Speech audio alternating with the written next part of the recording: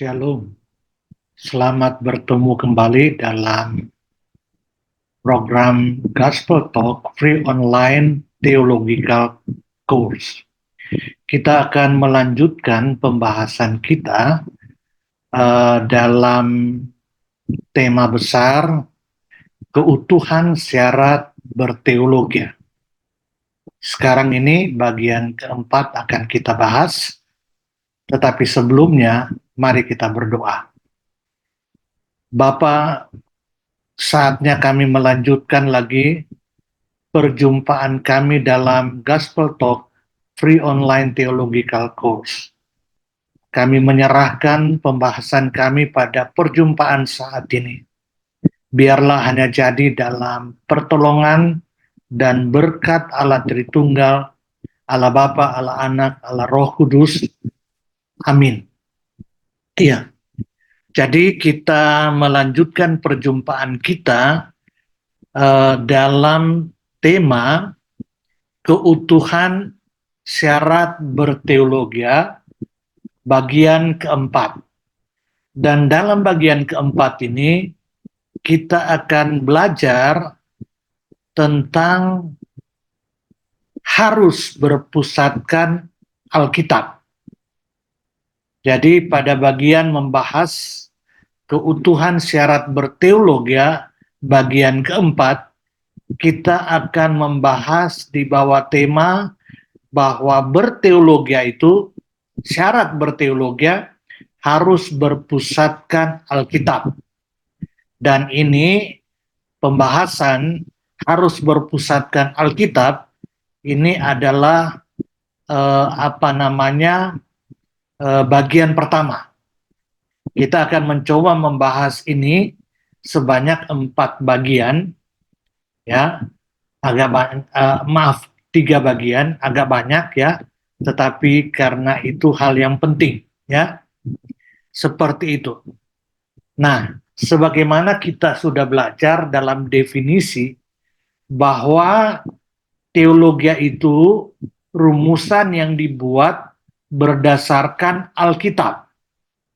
Saya ingin buka lagi bagian tersebut, ya, bagian definisi, ya, di mana di sana kita melihat, ya, dikatakan teologia adalah karya Allah Tritunggal di dalam dan melalui orang percaya. Kita sudah bahas, orang percaya itu adalah orang yang sudah diselamatkan, ini percaya yang sejati, yang merupakan anugerah Allah melalui kelahiran baru. Ya, sehingga kita sudah membahas syarat pertama itu harus sudah diselamatkan. Dalam usaha iman yang dianugerahkan Allah, jadi harus ada iman kepada Allah dan firman-Nya untuk merumuskan pemikiran dan pemahamannya tentang Allah dan kehendak-Nya. Perhatikan, berdasarkan keutuhan kebenaran Alkitab yang adalah firman Allah. Jadi teologia adalah segala rumusan yang dirumuskan berdasarkan keutuhan kebenaran Alkitab yang adalah firman Allah. Berdasarkan sumber utama, sumber primer adalah Alkitab.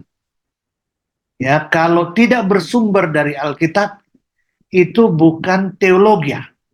Karena teologia, segala rumusan yang dirumuskan berdasarkan keutuhan Alkitab. Itu sebabnya syarat berteologia harus berdasarkan, harus berpusatkan Alkitab. Seperti itu. Kita akan lihat, ya, teologia yang menyelamatkan dan mendewasakan, yang berpusat pada Allah Bapa, Allah Anak, dan Allah Roh Kudus, kita sudah bahas sebelumnya, hanya dapat terwujud melalui perumusan yang berpusat pada keutuhan kebenaran Alkitab yang adalah firman Allah. Perhatikan, ini penting. Hanya dapat terwujud melalui perumusan yang berpusat pada keutuhan kebenaran Alkitab yang adalah firman Allah. Jadi harus percaya bahwa Alkitab adalah firman Allah. Kalau Alkitab bukan firman Allah, maka saudara-saudara, Alkitab tidak punya otoritas menjadi dasar teologi. Ya, menjadi dasar teologi, tidak bisa. Ya, tapi karena Alkitab adalah firman Allah, maka Alkitab berotoritas menjadi dasar berteologi. Jadi hanya dapat terwujud melalui perumusan yang berpusat pada keutuhan kebenaran Alkitab yang adalah firman Allah, karena Alkitab diilhamkan oleh Allah dan perumusan itu teraplikasi, terdinamisasi oleh Allah Roh Kudus. Seperti itu. Jadi saudara-saudara, sumber teologi itu hanyalah Alkitab. Ya. Mengapa hanya Alkitab? Karena Alkitab adalah firman Allah sehingga berotoritas menjadi teologi. Ya, menjadi teologi. Kita ingat etimologi kata teologi terdiri dari dua kata, theos dan logos. Theos Allah, logos adalah firman Allah, dan Alkitab adalah firman Allah yang tertulis karena Alkitab diilhamkan oleh Allah. Nah, kita lihat saudara, di dalam 2 Timotius 3 ayat 16 dikatakan demikian.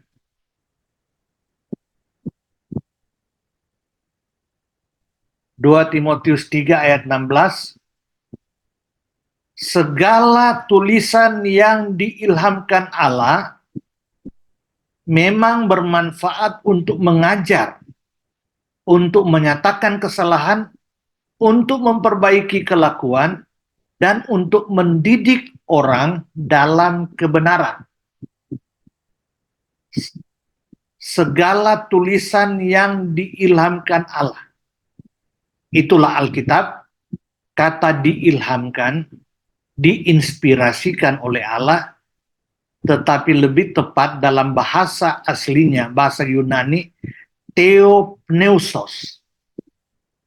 Theo, ya, itu theos itu Allah, pneusos itu nafas. Ya, nafas.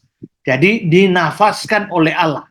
Tulisan yang dinafaskan oleh Allah. Nanti kita akan lihat selanjutnya, ya, di mana kanon Alkitab diterima sebagai firman Allah karena dinafaskan, diilhamkan, diinspirasikan oleh Allah, bermanfaat untuk mengajar, untuk menyatakan kesalahan, untuk memperbaiki kelakuan, dan untuk mendidik orang dalam kebenaran. Mendidik orang dalam kebenaran. Ya, sumber teologi adalah kebenaran, kebenaran mutlak, bukan kebenaran relatif, dan itu hanya ada pada Allah, dan Alkitab dinafaskan oleh Allah, diilhamkan oleh Allah sebagai sumber kebenaran mutlak. Seperti itu.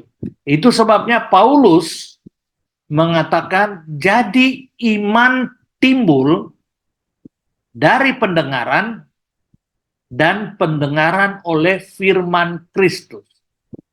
Seperti itu, ya. Jadi itu sebabnya mengapa saudara-saudara harus berpusatkan Alkitab. Karena Alkitab sebagai sumber teologi. Mengapa?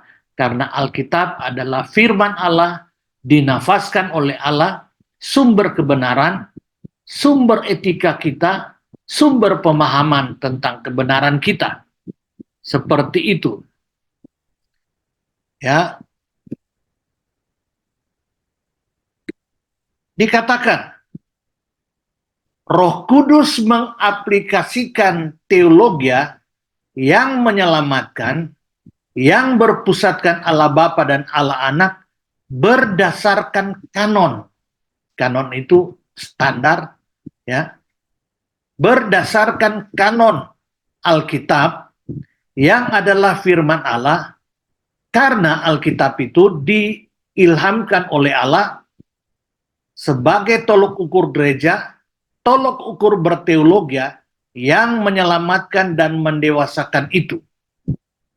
Tidak ada kanon lain, standar lain, ukuran lain selain Alkitab, di mana melalui Alkitab Allah menyatakan dirinya, kehendaknya, keselamatannya. Alkitab adalah wujud penyataan khusus Allah yang cukup.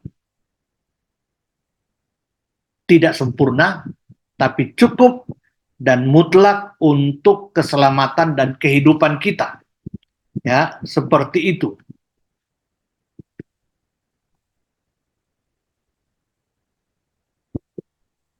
Dikatakan, untuk dapat menghasilkan teologi yang benar, berdasarkan keutuhan Alkitab yang adalah firman Allah, maka diperlukan karunia iman yang dari Allah untuk mempercayai Alkitab adalah firman Allah.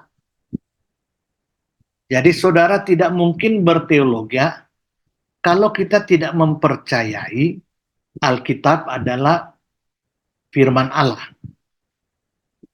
Jadi iman kepada Allah dan Alkitab sebagai firman Allah adalah dasar berteologi. Jadi dasar berteologi itu iman. Iman itu pemberian Allah. Dan iman kepada apa? Kepada firman Allah, kepada Alkitab yang adalah firman Allah.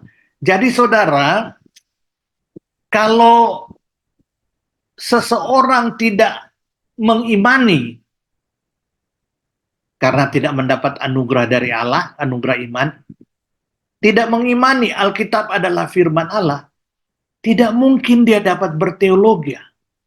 Tidak mungkin, saudara.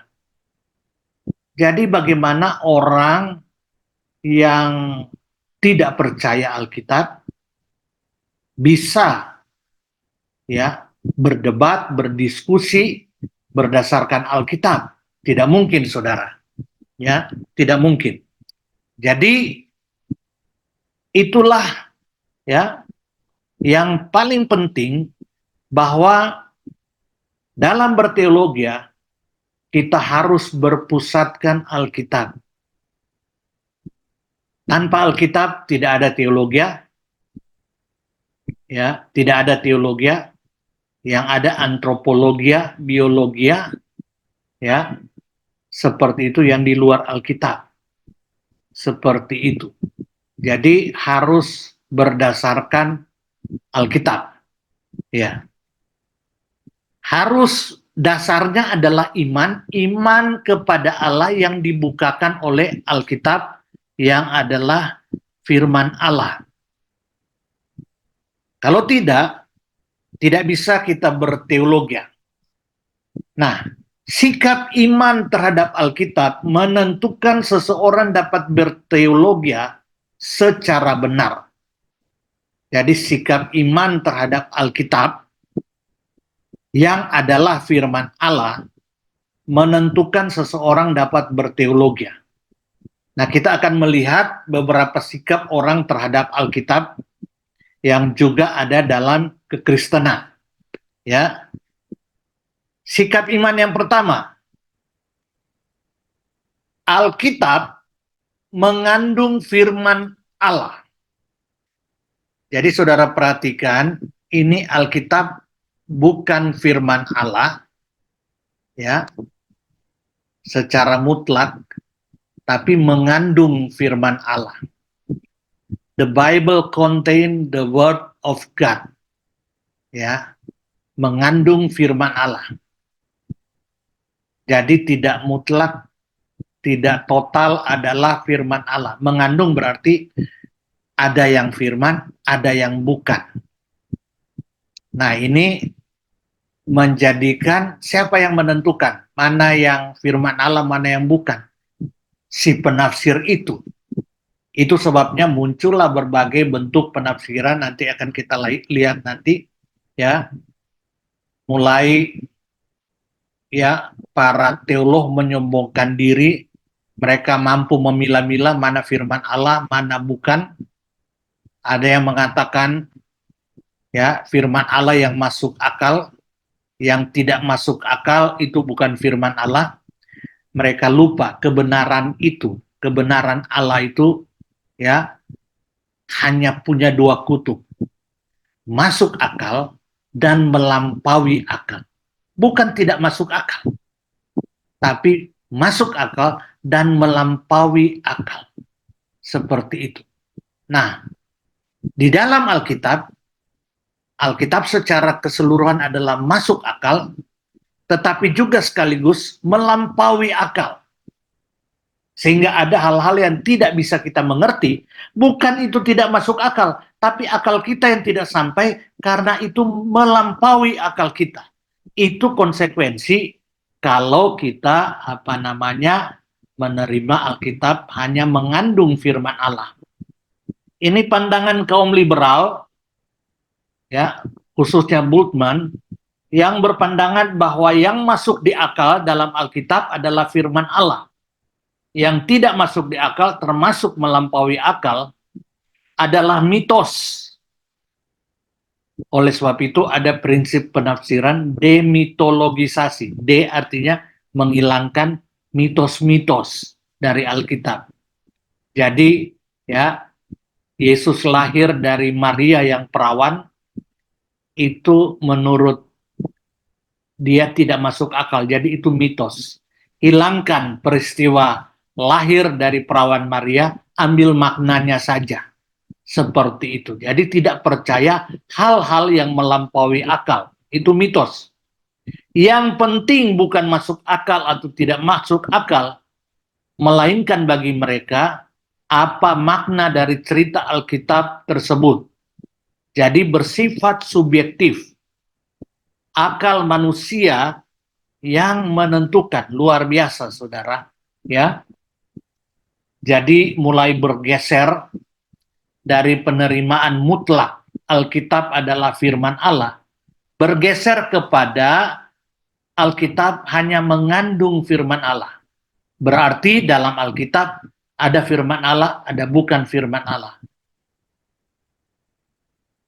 Kriteria firman Allah adalah yang masuk akal, yang tidak masuk akal itu mitos, hilangkan mitos itu, ambil maknanya saja. Jadi yang menentukan mana firman Allah, mana yang bukan, si yang menamakan teolog itu, yang menafsirkan, luar biasa. Ini awal kehancuran gereja-gereja, saudara. Ya, sehingga Alkitab menjadi tipis karena yang diterima sebagai firman Allah hanya yang masuk akal. Seperti itu sikap yang pertama, ya, terhadap Alkitab. Kalau demikian, maka tidak mungkin kita mengharapkan dari orang-orang seperti ini teologi yang sejati, yang penuh kuasa, yang memerdekakan itu. Yang kedua, sikap yang kedua terhadap Alkitab, saudara, Alkitab menjadi firman Allah. The Bible become the word of God. Menjadi. Pandangan neo-ortodoks oleh Karl Barth. Karl Barth menegaskan bahwa Alkitab adalah buku biasa. Tapi apabila kita membaca Alkitab dan terjadi perjumpaan pribadi dengan Allah, sehingga ayat itu berbicara secara pribadi, maka pada saat itu Alkitab menjadi firman Allah. Luar biasa, saudara. Jadi ada sikap yang kedua, Alkitab itu bukan firman Allah secara mutlak. Dimengerti atau tidak, masuk akal atau melampaui akal, Alkitab adalah firman Allah. Tetapi ini pandangan yang kedua, Alkitab itu sama dengan buku biasa. Tetapi dia menjadi firman Allah manakala terjadi perjumpaan dengan Allah pada waktu membaca satu ayat, maka ayat itu baru menjadi firman Allah. Ya, kalau tidak, Alkitab sama seperti buku biasa. Jadi saudara, seakan-akan ayat Alkitab itu loncat. Yang mengerikan, ada istilah, sebenarnya istilah Yunani. Ya, sebenarnya itu Alkitabiah, kata rema. Ya, seperti itu. Jadi firman yang diucapkan Allah. Tetapi ada seperti ini muncul, ya, seakan-akan loncat menjadi rema. Seperti itu. Itu yang firman Allah. Menurut Kalbar, itu yang firman Allah. Jadi dia menjadi firman Allah. Nah, saudara-saudara, ya, jadi ini bersifat subjektif. Menurut saya rasa itu, saya dapat berkat dari ayat ini. Jadi baru itu menjadi firman Allah. Maka itu bersifat subjektif, saudara. Menurut saya dapat berkat sehingga itu firman Allah. Menurut orang lain barangkali tidak. Mau dapat berkat atau tidak, seharusnya kita menerima Alkitab adalah firman Allah dan membangun teologi berdasarkan Alkitab yang adalah firman Allah secara utuh dan menyeluruh. Seperti itu. Itu kedua, saudara, sikap iman kedua terhadap Alkitab.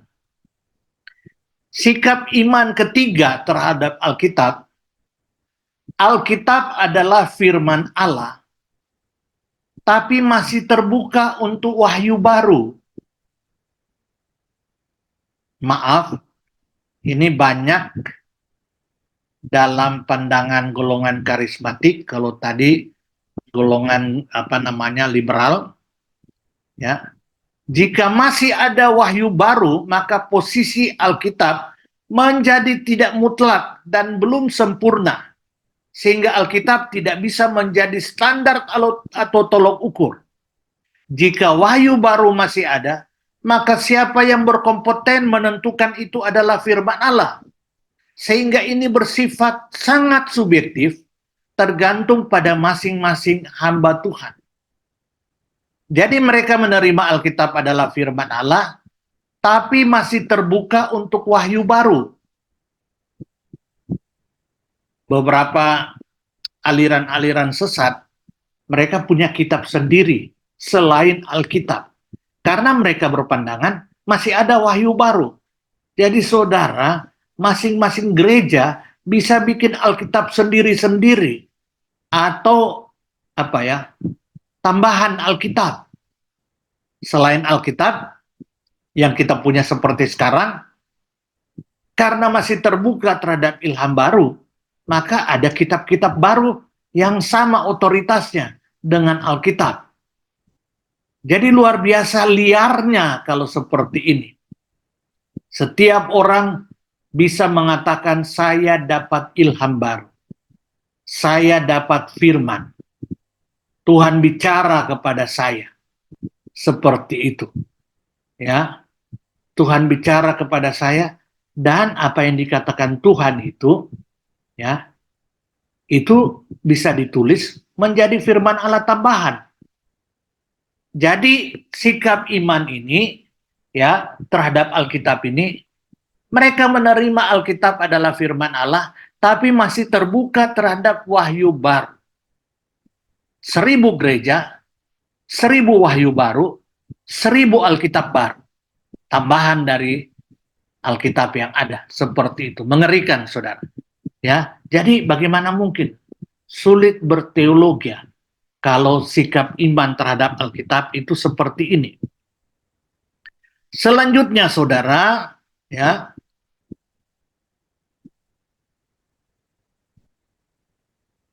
yang ketiga, Alkitab bukanlah firman Allah. Oh, ini ketiga. Keempat, maksudnya keempat, ini salah saya tulisnya. Alkitab bukanlah firman Allah, atau Alkitab setara dengan buku-buku lainnya. Ini juga adalah pandangan kaum liberal ekstrim dan pandangan agama-agama lain. Jadi kalau liberal yang seperti Bultmann itu masih menerima Alkitab mengandung firman Allah. Jadi ada firman Allah dalam Alkitab. Ada firman Allah dalam Alkitab. Baru dalam neo-ortodoks, ya, Alkitab itu sama dengan buku biasa, tapi waktu baca Alkitab, ya, itu kita mendapat sesuatu perjumpaan, bicara kuat ayat itu, maka Alkitab itu menjadi firman Allah. Masih agak mendingan, walaupun juga tidak bisa berteologi dari sikap iman seperti ini. Tapi ini saudara, yang keempat ini sama sekali, ini liberal ekstrim. Menolak Alkitab adalah firman Allah. Alkitab bukanlah firman Allah, atau Alkitab setara dengan buku-buku lainnya. Ini adalah pandangan kaum liberal ekstrim dan pandangan agama-agama lain. Ya, seperti itu. Baru yang berikut.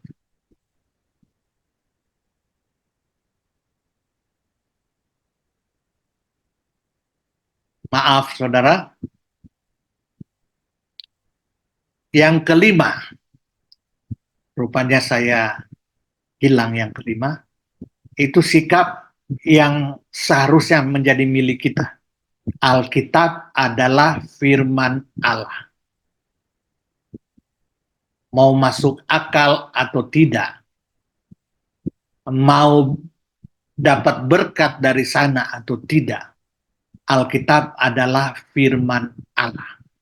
Ya, Alkitab adalah masuk akal, melampaui akal. Ya. Sehingga dengan demikian, kita mutlak menerima Alkitab adalah firman Allah, menjadi dasar untuk kita berteologi. Ya, menjadi dasar untuk kita berteologi. Karena kita menerima Alkitab adalah firman Allah, yang diilhamkan oleh Allah, menjadi standar, menjadi tolok ukur berteologi. Kita akan lanjutkan dalam pembahasan selanjutnya, bagian kedua dari